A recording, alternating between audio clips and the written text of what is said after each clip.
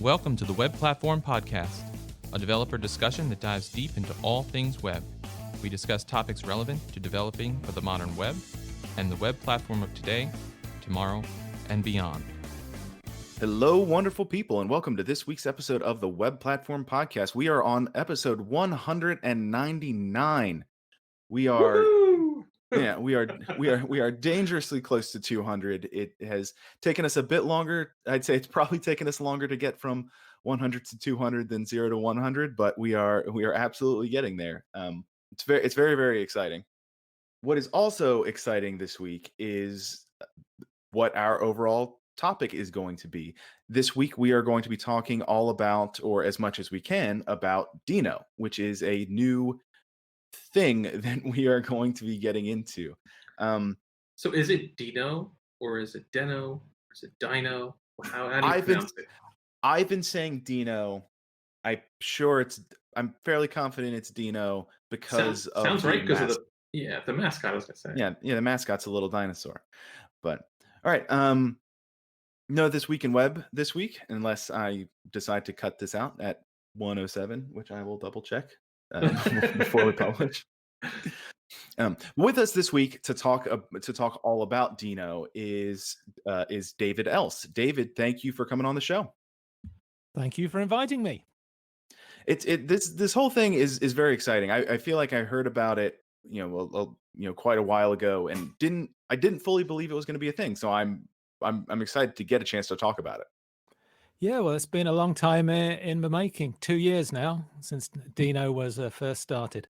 Yeah, and JavaScript Node JavaScript is 11 years old now? Yeah, 11 which is years. pretty crazy.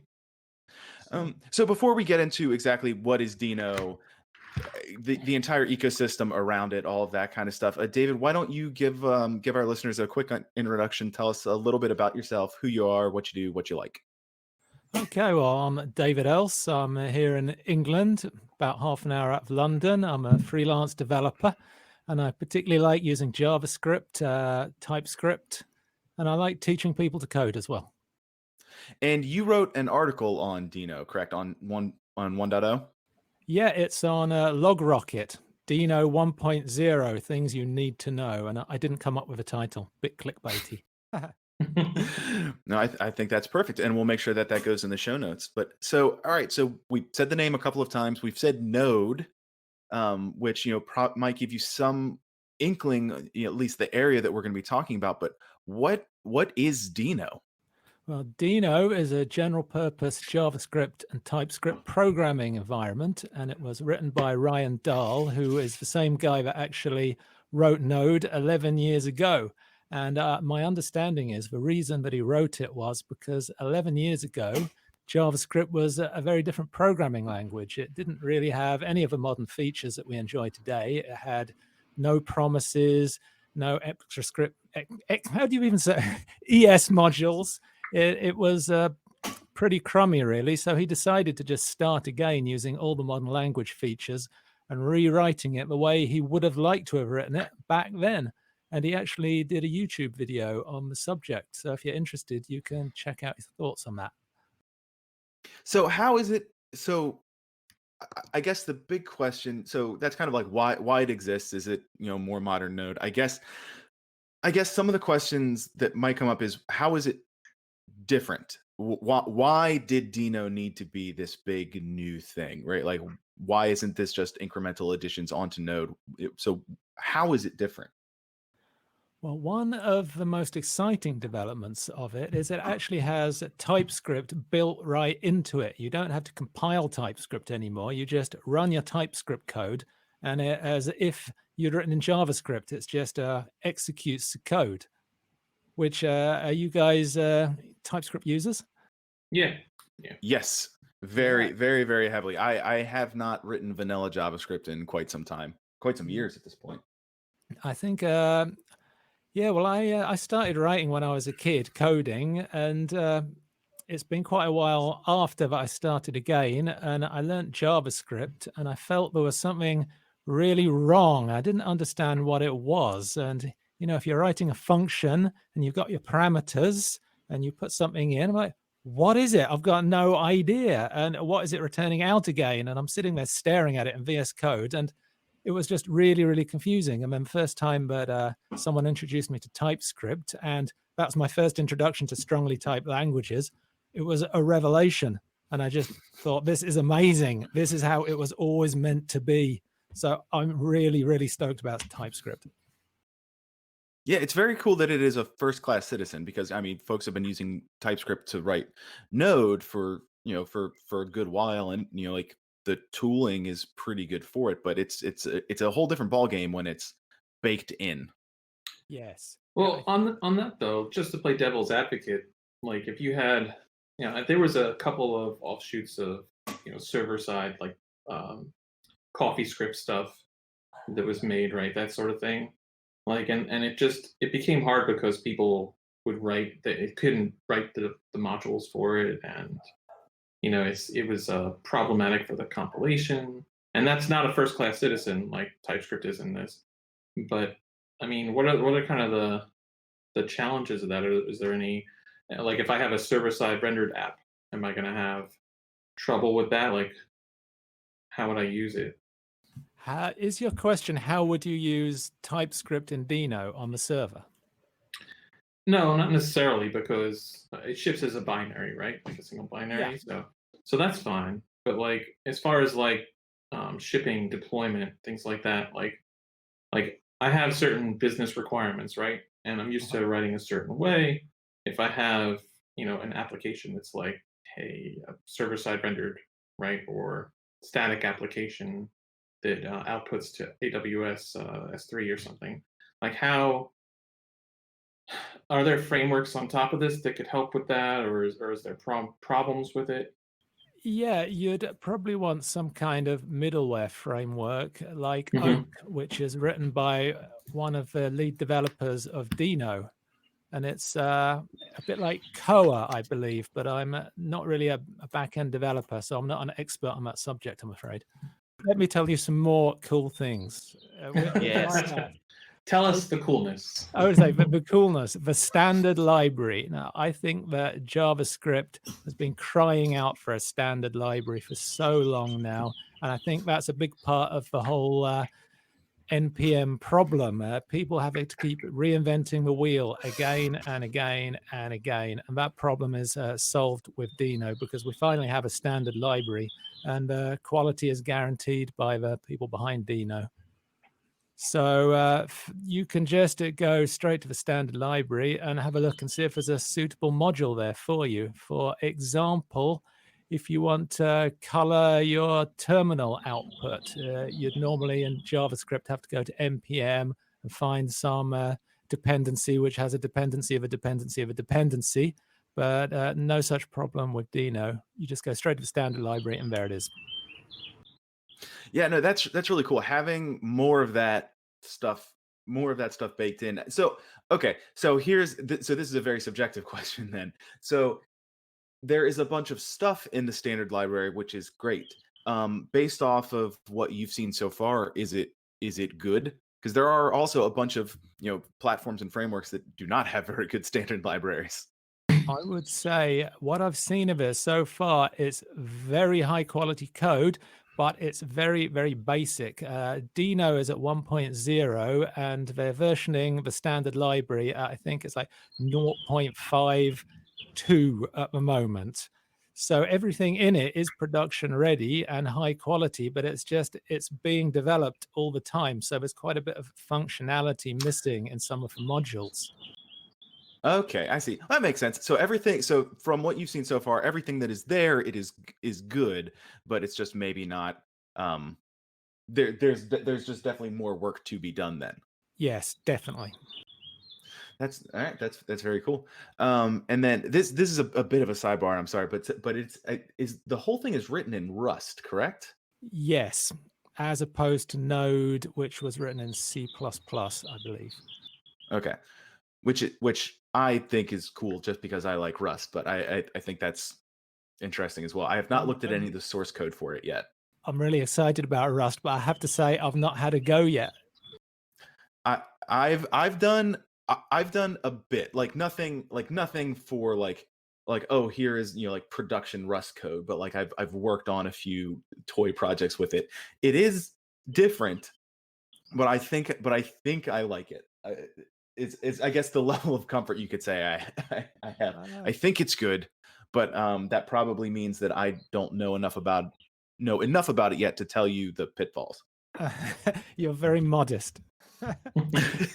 I've heard that the one of the flaws is that the VS Code integration is really weak at the moment, and they're writing a brand new extension, which is kind of beta testy at the moment. Is that the case? For Rust? Rust, yeah. Yeah, so it's it is okay.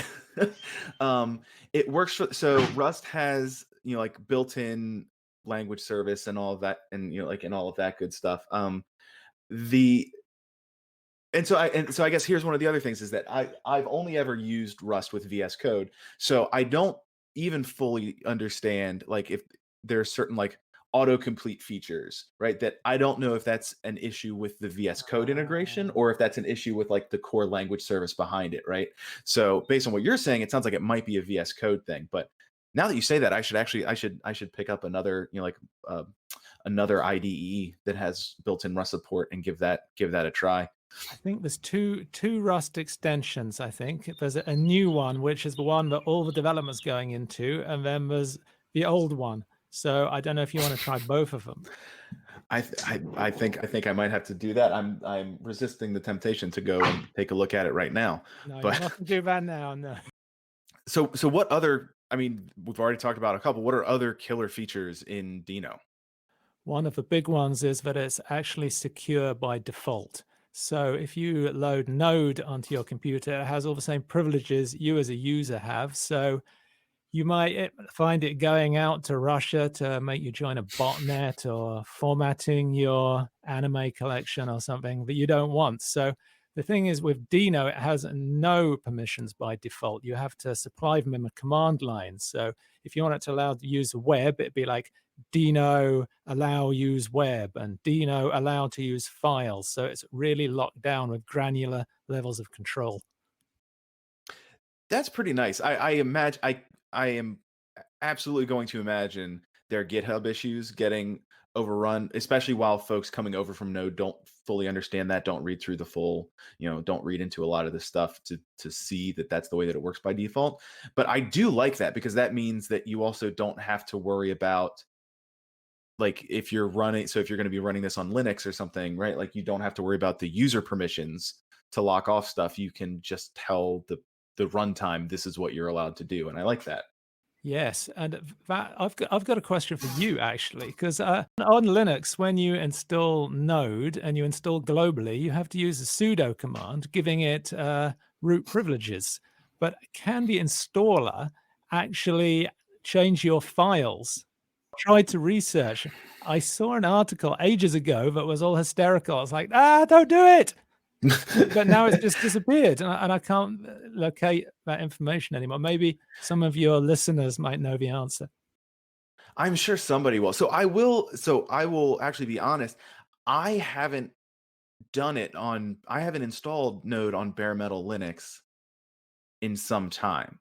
Because I tend to do everything through Docker. So like when I'm like if I'm deploying a backend or something like that. So I haven't had to think about that in a minute. Right, I deleted. So I don't know everything Linux now. I deleted all Windows. It's just easy. Yeah. It's pure CentOS 8.1 is my favorite desktop right now. I have actually been another sidebar, but I've actually been looking into that. I've been looking into replacing my personal dev machine. So not my work. At work I have a Mac, which I actually like quite a bit. But I've been looking into replacing my personal work machine with a Linux laptop, and that's one of the things I've been doing is looking at the various flavors to see what I would prefer. If I'm building out services and stuff, I go with Debian by default. Okay. But I don't know what the UI options are for Debian, and that is just my ignorance. I'm sure there are several. It's got GNOME by default, which is the best in my opinion. It's certainly the most popular.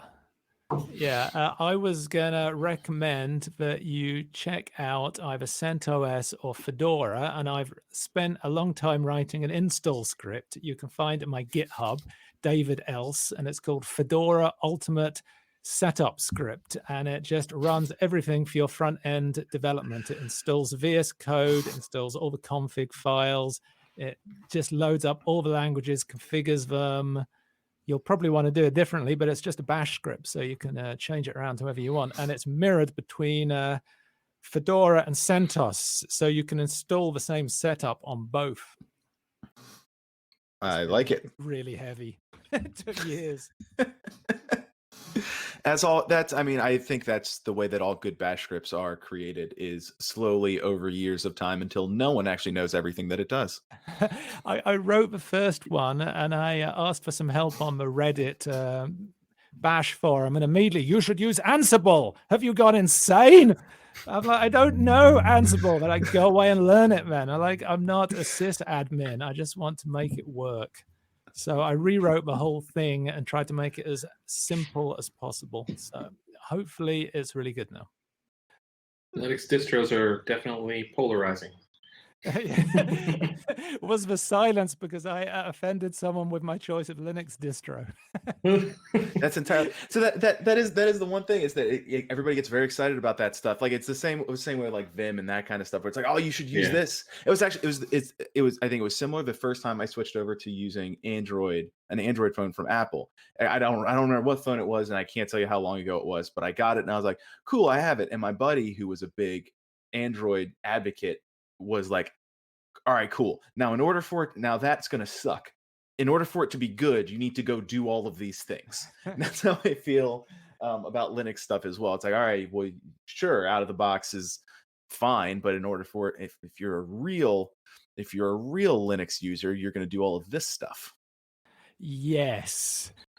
There's a lot of work ahead of you to configure. It took me years to get my machine to how I want it now. It's perfect. Well, now you've gotten Deno on the Linux, your Linux setups, and seems to be working out fine. What kind of applications are you writing with Deno for yourself? Deno, well, the one I'm doing at the moment. Or Dino, sorry. It's not Dino or Deno. I can't comment. That's another controversy. I'm writing something at the moment called the ESLint config octopus.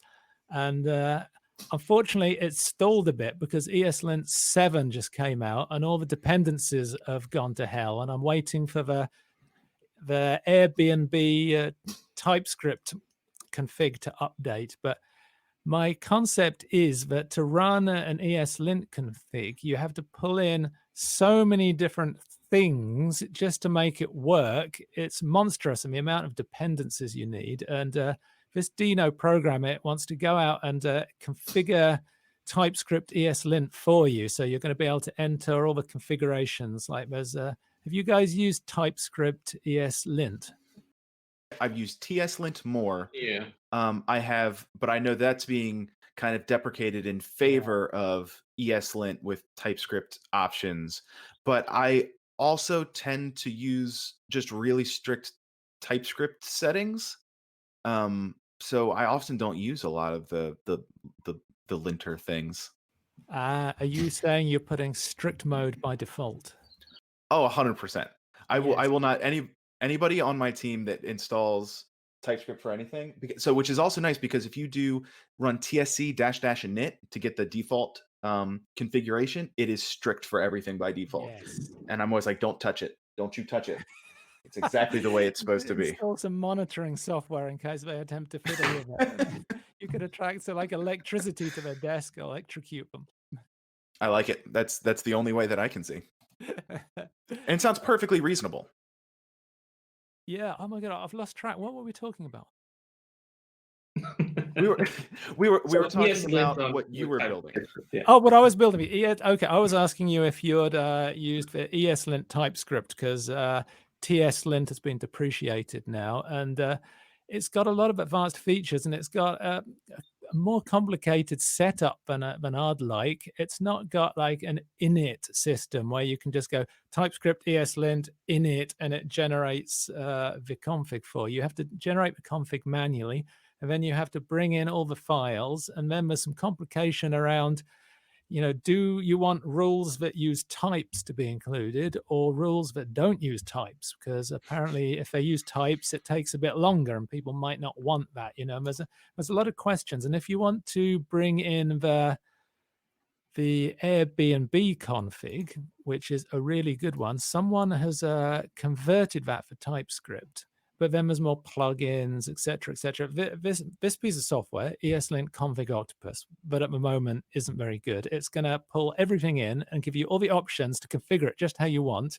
And it's going to like deduplicate all the rules from different sources and configure it. And it just spits out one config file, just one JSON file. And you don't need any plugins or anything. You just use that. But of course, the flaw is you can't use plugins. So a lot of people are going to dislike it for that, but it could be expanded. But I just want it as zen minimalist as humanly possible to start with. Yeah, that makes sense. And I think that's usually the way, usually the way it starts when you start building something for yourself, right? You're like, I'm going to build it the way that I want it, and then that's it. And then it's not till then once other people start using it, then things start getting complicated. Yeah, but I've written a lot of bash scripts over the years, and it really sucks. And I'm hoping to just use Deno for anything I'd have used bash for from now on. But I haven't written enough yet to really give you a review if that's completely happening yet. I think the standard library, it's still very young. I think it's going to expand and become more and more able to just replace bash like that. Yeah. And Erik, I know we want to talk about kind of the module and kind of packages system next, but I did want to point out, while we're still talking about some standard library stuff, one of the things that I have seen that I like a lot out of the standard library is the HTTP module, which uses async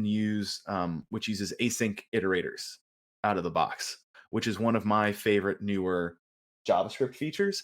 But so you just create your HTTP server instance, and then the way that you monitor it for like for traffic coming in is that it's just an async iterator. So you just get that one stream of data in, and it's not callbacks or anything by default. And that was the first thing that I saw where I was just like, oh, like this is taking advantage of all of the modern stuff that we now can appreciate and enjoy. Fan, welcome to the future. Yeah. I must admit that I've not used that module yet, but I look forward to checking it out. I understand that the Oak, I think Oak might use that, but I'm not sure. Yeah. Let's also be clear. I've used it as much as Hello World, and I was like, oh, look, it does the thing. So it could actually be awful. It just looks nice. I've got real respect for all the programmers behind Deno. I've been following it for months now, kind of obsessively, like going and looking at the commits, going, oh, it's growing, it's getting more powerful. And the quality is fantastic. If someone writes anything that's not 100% high quality, they're just like, bam, no. So I know the quality is amazing in everything they're doing. So for that reason alone, I'd be happy to use it. Yeah. Yeah, it's brilliant. It really is. Yeah, so I noticed that the modules are handled different, right? You have the standard library, you have these third-party modules, right? Which I'm not sure how those get like vetted per se. And like, do you make your own modules too? Like, how does it work? Okay, I think I can answer that. You've got on the Deno website, you've got the official standard library, and anything in that has to be approved by the core team. And then you've got user modules, which anyone can contribute to. There's a way that you can just link your GitHub, and it's kind of a front end to that. So in a way, it's like kind of an NPM that you can go and search for things. But at the moment, the user library system is really basic. I mean, you can't give things a star rating. You can't search by popularity. But I think that's going to expand. or I may be wrong. Maybe someone's going to come up with a kind of an NPM alternative. It's all a bit up in the air. So does it have a node modules equivalent? No, that is the question. That it's very, very different. There is no node modules, and this is where all the controversy lies. The way that it works is that it imports the file, the module, directly from either a file or through the internet. And then if it's TypeScript, it compiles it on the fly, and then it runs it. And if that module itself has got dependencies, it imports those dependencies. So what happens then is it's brought down from the internet, and then it's stored away in the magical Deno directory on your hard drive. And from then on, whenever you're running your application, it just runs the cached version, which is in your hard drive. But if you're concerned that it may have changed, you can create a lock file, which does a hash on it. So it'll alert you if it's changed. But the other thing to consider is in node modules and package.json, you've got the entire versioning system. That in Deno is handled very differently. You actually write the version in the URL. So it's a very different. So when you're method. importing it. Yes, when you're importing it, you make the URL have a version. Like Okay, 0.1. so there is no package.json or package.json equivalent in Deno. No, not at all. People find it very hard to get their head around that. What there is something called the deps.ts file. And what this does is it re-exports the modules that you import. So let's say you've got a load of modules in your project that all use the standard testing library. And let's say you've decided to use the versioning. You're using version 0.5, and every module would import 0.5, right across your app, which is obviously ridiculous because you'd have to go into every module and rename them.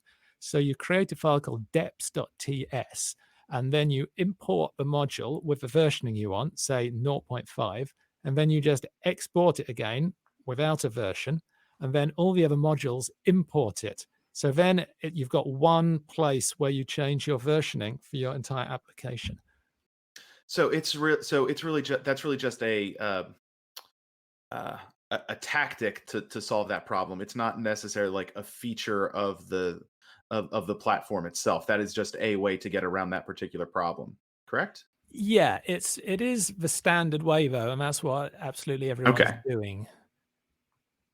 Okay. Yeah, there's a lot of debate going on about how about things like scripts, and there's been suggestions on the issues that some kind of system to create scripts is created, but it didn't go down too well. And people are saying, how about a watch option as well? And that's quite recent. I think that's going to be added.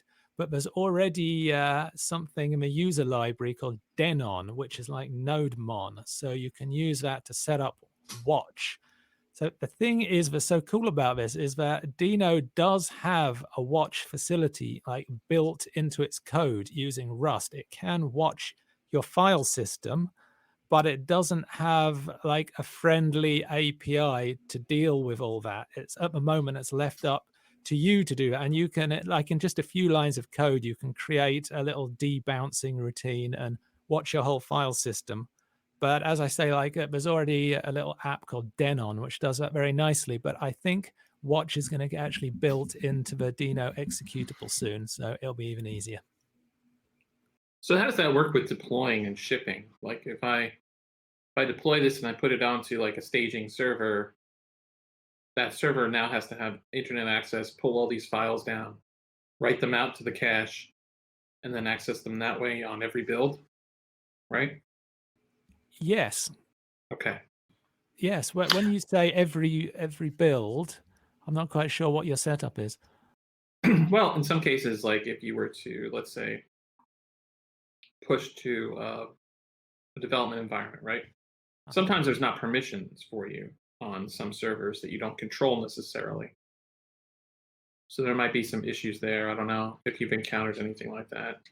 No, I actually had the same I had the same question, because if that is the way that so for example, there are a lot of situations where, like in Node world, say on your CI server, you will package up everything, right? So you would package up everything first.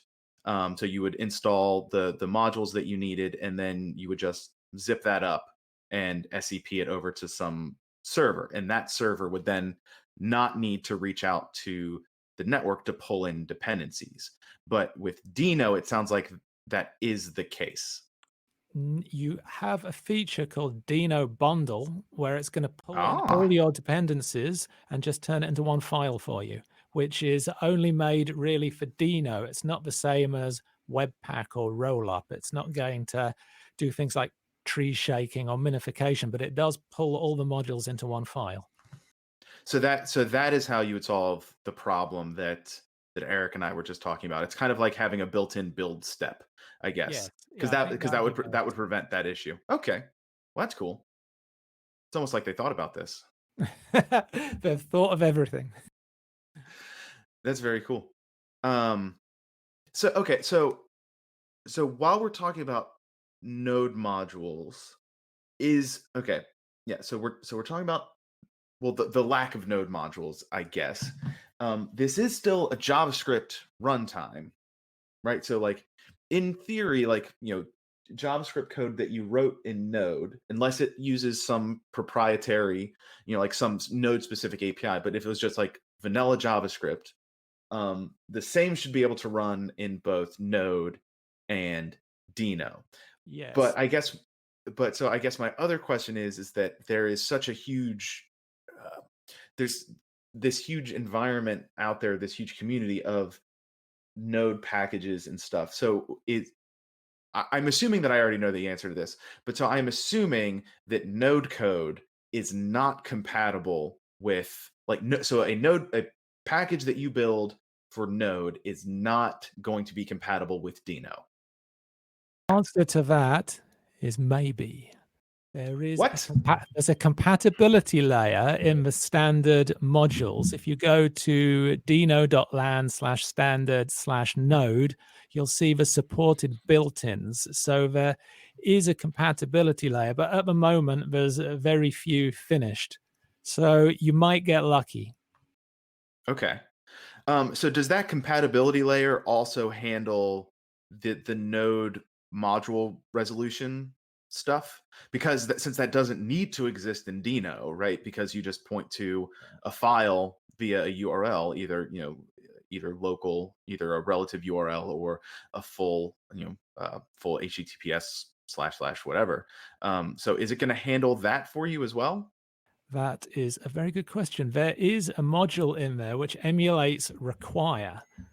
So you can do it that way, but I think that would be very much frowned on. I think the Dino dinosaur would not be happy if you went ahead and did something like that. Basically, that is just require is legacy as far as Dino is concerned.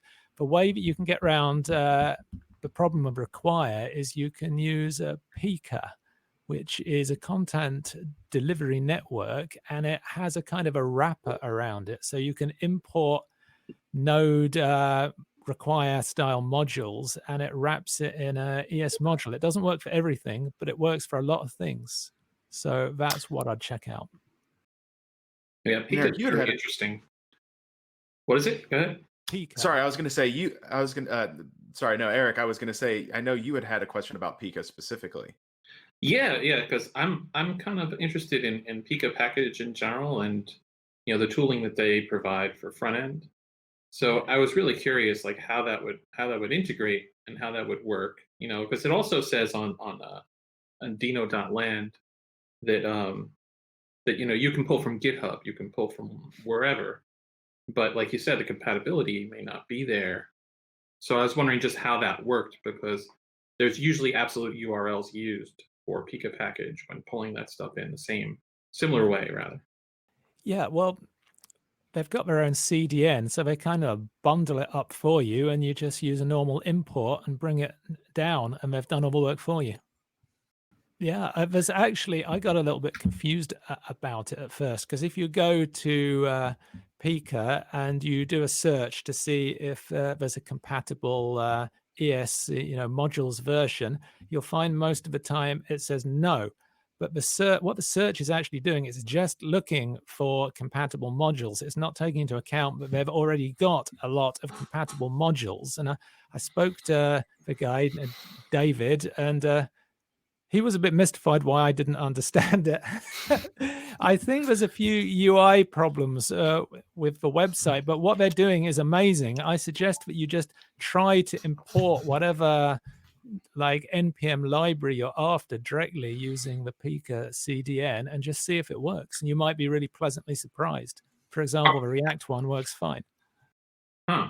Are you do you know of anyone who's publishing packages to NPM that are Deno specific? No, I've not heard of that. Because the reason I would think you would want to do that is because there's other CDNs that pull directly from NPM. So then you can get those URLs via like unpackage or, some others do it manually, but unpackage is like automatic. I assume that Pika's doing something like that, pulling them all off, repackaging them, and then just putting them out again. It's interesting because I would think that some people would want to do that to get better distribution. Yeah, I mean, ultimately, if you're writing for Deno, you can put it in the Deno user library. And if you're writing for multiple, Node and Deno, etc., then you could get it to work on NPM by using ES modules, because they are supported in Node now, but it's all a bit like, are they or aren't they? I don't know. It's all a bit up in the air. So that is actually really interesting. And Erik, I don't think I ever would have thought about that specifically, but it is still, like I said, it is still JavaScript or TypeScript. And so you could, in theory, that could be your workflow, is building Deno specific packages, but publishing them to NPM and then using Pika package or Pika package, whatever it's called, to actually pull it in. I don't know if that's a good idea or not. I don't know if that should be your default. I have no idea. I think it's fascinating. I think it's fascinating it would work. Did you see the Snowpack 2.0 came out? Yes, I did. No. Yeah, they've got those are the Pika people, and that is their current thinking on it, I think. So I only just found out this morning. I've not had a look yet, but it'd be very interesting to see what that does. I know that basically they've worked with the Deno people to create these TypeScript X types header, so that when you pull in a package from Pika and it's got TypeScript types, it automatically knows and it grabs them, which is pretty clever. And they developed that with the Deno people and the Pika people together. The Pika people. That sounds a bit weird. That's I never even thought of that stuff. Not the Pika people, but I didn't even think about. I never thought about that sort of integration with existing infrastructure. Like in my head up to this point, they've always just been two completely different things. We'll have to see what happens. It's so young. We talked about TypeScript and the how it pulls down the type definitions and that kind of stuff. And what made me think of this specifically is some of this compatibility stuff that we brought together. So I know that right now, I do not think you can provide your own like TS config for Deno. It kind of just has its own default set. You actually can. You just what? type Deno config. That's it. You can give it your own, but you can't put anything in it. You can change some of the defaults, but if you try and add things that aren't compatible with Deno, it will alert you. So I guess that's part of my question is, so if I take a piece of, and part of this is because of the imports, but so I could not take like a piece, like I couldn't use the TypeScript compiler to compile some Deno code into JavaScript. right? Like I need Dino to do it for me because it wouldn't even be compatible with the module syntax importing from importing from full URLs and such. What I think you're after is there is in Dino, there's a section of code they're marking unstable.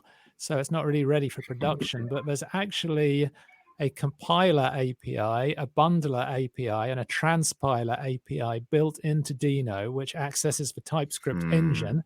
And I imagine the goal will be to do exactly the type of thing you're talking about. It could become, like a full bundler to do whatever you want. It's all there, ready to go, but it's just not quite ready yet.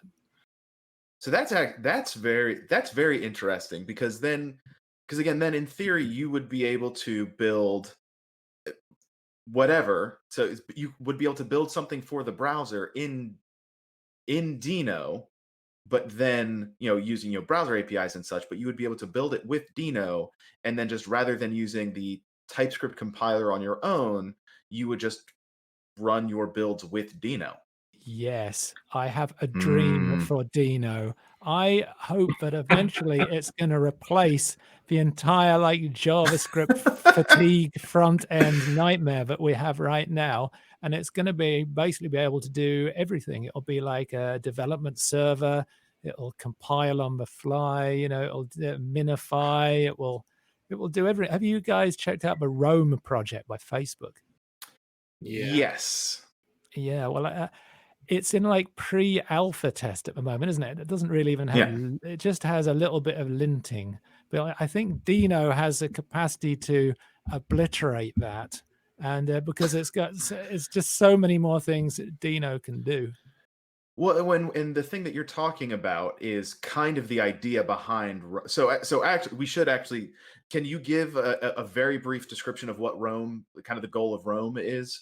Yeah, so folks know what we're talking about. I believe it's to integrate build and tooling ecosystem around JavaScript into one place. There's no dependencies. It's all completely written from scratch. And I believe that they're creating, ESLint can do so much in its code analysis, but it's going further than that. They want to be able to analyze even deeper and give you even more insight into your code. There's a lot of promises that it's going to be amazing, but yeah, we'll have to wait and see how it turns out. But I think it's, and this happens, everything happens in cycles, right? It's like, I am very excited by kind of what you just described with, well, if you could just use Dino to do all your stuff, right? Like if it'll create your builds, if it'll do the bundling, all of that stuff, your code splitting, if it could do all of that, that would kind of be amazing, given especially for okay, well, I don't need to use Webpack for this, and I don't need to use some other tool for this. Like that would be very nice. I am curious. Let's say that all happens, like the dream comes true, right? All of those things work. I'm curious to see if in 5 years of Dino kind of being in that state, if people don't, because everybody goes back and forth between, I want one tool that does all the things, to, we're just talking about Linux, to more of the Linux approach of I want one thing that does one thing, and I want to cobble them together myself. So will Dino be the one tool to rule them all? That is the question. I think of any tool in the world of JavaScript, this one has the most potential. It's got the most features. It's got the most momentum behind it. It's got TypeScript built in.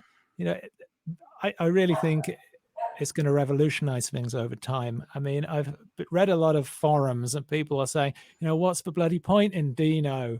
It's just got a few extra little things that are a bit better. It's not worth us changing our entire code base over, but it's these little things one after, oh, that's a bit better. That's a bit better. Oh, that's quite a bit better. They all come together, and then you'll just end up having like a mental revelation. Why am I using Node? What's the point? It's over for Node. You think it's over? I'm going to get some flack for that. No. I was about to say, it's like, no. I'm gonna make you say it. I'm gonna make you say that one more time. But do you actually think that Dino has the potential to replace Node the way that we think of Node now? In a long time from now. I don't think anyone's going to be giving up Node in the short term. I think it's going to happen really slowly. These are But yeah, interesting ideas because like I just see it as marketing to make like the next better performant node type of backend. And then now hearing these other ideas, it's pretty interesting. Yeah, I think it's the most exciting JavaScripty project I've ever seen. What are your guys' stance on all this always being backward compatible? IE 11, we must support it. Oh, kill IE11 now. Yeah. So it is. I don't know. So honestly, I don't know because this is not a unique situation to browsers or to anything. This happens all the time, where software that is well used, you can't break it, or they say you can't break it because it would break too many other things. But then but yeah, I don't know. I think it is good to a point. I think at a certain, I think oftentimes you get to a certain situation that you need to be able to say, we just don't support this anymore. But making that call is really hard. Yeah, I think there's a lot of factors involved. It's very different from a developer's point of view, from the business owner's point of view. I can appreciate that if they're just getting a little bit more custom because some lunatics running IE9 somewhere, they're going to say, well, why not? We want that extra money. Of course. If you've got a room full of developers tearing their hair out, going insane. Well, there needs to be data on it. And that's the hard part, because people don't, like I just yesterday, I had someone say in they were doing bugs and we were doing a release and like, oh, in Chrome number 60, this doesn't work. Like Chrome 60 came out 3 years ago. We support the last 2 full versions, because it's an evergreen browser. So, I mean, IE11 though, there's different browsers though. Like let's say, and I'll stop, Danny. I know I could go on forever on this, but let's say like your company has revenue coming in that's exceeds the cost of what it would cost to keep developers fixing these things. So then you got to really consider, well, do we support like Chrome 60 or IE11 or something because we're making a lot of money on it? Do we want to lose that money or take a risk on losing that money? Yeah, so there's a lot of different factors to it. I'd imagine would be some kind of algorithm that you could work that out with, taking the profit made by supporting the crafty old browser versus the developers' wages, but then you'd have to get some kind of other factor in, like mental health of developers. Maybe they might start going insane. So sure, you can look at the information, but I will always go back to the YouTube example when Google bought YouTube. I don't remember when it was, numbers of years ago, where you need to make sure that, so ultimately what happened is, I don't remember what version of IE, but they were having to support this version of IE. It was driving everybody crazy. And somebody had a backdoor into deploying to production, and they just put up a banner that says, we're going to stop supporting such and such version of the browser. Go get a new one. And then in a few months, just people went and got a new one. It's also from the business side, make sure that people aren't using a thing because you're telling them to use that thing, because then it'll never go away. Yeah. If we support IE11 forever. Well, I mean, also that, but in general, but if you tell your users that we support IE11 and you keep supporting IE11, then they have no benefit to upgrade. If you give them a migration path, and there are situations where you can't do this, and I fully understand. Yeah, I agree. But if you say like in 6 months we're not going to support IE11 anymore, That's bet there's a high likelihood that a lot of people move out, use something else. Then the conversation can migrate to, and this is not a bad thing necessarily, to, well, what type of support do we have for IE11 if we keep it? Like it could get like into a big can of worms. Burn it with fire. Yeah, take off, nuke it from orbit. It's the only way to be sure. Yeah. All right, but yeah, so we are running out of time. So I did want to get in this one last piece, and that is again, so partially, so it's again a very subjective thing. So you've said that the pieces that are there are good. That like the code that is there is production ready. My question is, would you personally use Dino to build a production application versus Node or anything else? And so if so, great. If not, what do you think needs to be there for you to feel comfortable Also using that? not just I would say, is it going to be for personal use or for your business too? Because you can deploy out, you can ship out code that's for your own personal stuff, and Yeah, no, that's I think that's what I mean when I say go to production. Like would like or yeah, like would you use it for personal, or like if for a freelance job that came along, you would say yes, I think this is a viable solution to use right now at this date at 2:17 p.m. Eastern time on May 28th. It depends how conservative I was feeling that day, really. I mean, as far as I know, I've not encountered any bugs, I've not encountered any problems, and what it does fantastically. So if what I wanted it to do, it did, I'd see no reason at all not to put it into production. But then the flip side of the argument is that you could say Node's been tested for 11 years, whereas a Dino 1.0 has been tested for like 11 days or something. So it might be a bit rash from that point of view. plus you got to consider your integration points. Like I was saying earlier with the servers, like permissioning on different servers, like is that all set up? Like do they block certain HTTP requests? CI, and all different tooling integrations. Like that's one of the big problems with web development, I think, is there's just so many things that you can't account for until you're actually publishing something. Yeah, you're right. I don't feel I'm 100% qualified to answer that because I haven't really used it enough yet. Yeah. My feeling is that I would be happy, but that's more of a feeling at the moment than a confirmed fact. Did I just wriggle out of it? Was that a decent answer? No, I think it's a fair I think that's answer. a perfect. Yeah, I think that's a perfect answer for, like you said, like at this point right now. I think that's probably the way that a lot of folks feel about it. So I will be again. It will be. I was curious. 10 years ago, it was curious to watch as companies started shipping Node to production. Yeah. It'll be curious to see when like we start seeing Dino getting shipped as an alternative to Node. It will be very interesting. Yeah, I mean, just the fact that Ryan Dahl is behind it will enable a lot of people to have a little more faith in the product. Yeah. Yeah. I mean, he wrote Node. He should know best. Yeah. I mean, I'm even curious if Dino being out now has an effect on Node development. If things need to be changed then, or like if there are changes that people see in Dino, they're like, this would actually make a lot of sense to be in Node proper. I'm very curious. I'm not sure if they could really do that because it's built on really old technology Node.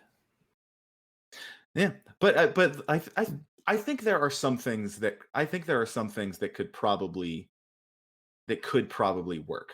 But again, I don't know like even if it's just like, oh, this is a nice way that they built something, right? This is the nice way that they built this certain feature, this standard library that is in Dino would make sense to be in Node. I'm just curious to see if there is an influence there, because that happens a lot with software. You need to start from the ground up to be able to try a bunch of new things, but then sometimes those things do make their way back into the old project. So it'll be curious to see. That's a good point. You've reminded me of one other point I wanted to make, actually. Okay, excellent. I was saying about using it as a kind of a universal tool, as it were. A lot of people are using Babel, but there's a Rust equivalent of that called SWC, and it's actually baked right into Dino. So it's looking very promising for that kind of stuff because it would be so fast. Check out the SWC project. We absolutely will. All right, so we are just about out of time now. David, thank you so much for coming on the show and talking about this. This is a really is a really interesting topic. It's a really interesting project, and I think it's a really interesting time to be part of web development. Yeah, it is exciting times. Or I said Hell yeah. JavaScript development specifically. But yeah, so do you have any, like any parting thoughts that you would like, to impart onto our listeners before we sign off? Well, I'd like to, if at this point, no, but I would like to say if anyone wants to get in contact with me, they can do so at elsewebdevelopment.com and reach out to me there. Excellent. Fantastic. Well, thanks again, David. This has been an absolute blast. Erik, it is a pleasure as always. And for everybody listening, thank you very much. Please send us your feedback, any ideas for guests that you might have. Find us on Twitter, the website, all of that good stuff. And yep, this has been episode number 199, where we talked about Dino. I will see everybody for episode 200. Thank you, everybody. Bye.